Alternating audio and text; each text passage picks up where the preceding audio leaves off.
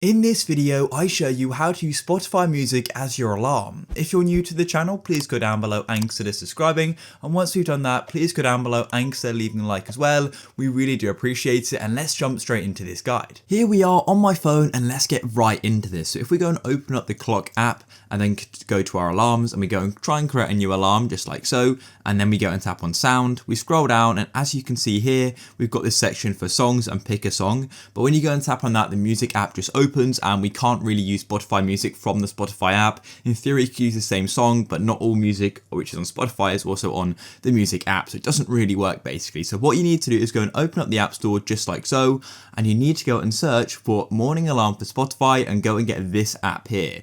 Now there's a few sort of variants of this app. I mean, it's quite a sort of similar app. Other developers have made something similar, so they all do the same really, so you don't have to get this exact one. So go and download it and then go and tap on open, and then the app is going to go and launch, and you will probably need to go and download it and then go and tap on open, and you'll be prompted to go and create an account. Personally, I just sign with using my Apple ID, but you can use that, or you can go and create an account with your email. It's completely up to you. And when you first go and launch it, Spotify is going to automatically go and open up just like so, and you need to go and authorize your account just so it can go and use your Spotify music. So scroll down just like so, and you'll need to go and tap on agree just like that, and then it's going to go and take you back to the app. So as you can see, it says, well, wake up your favorite music.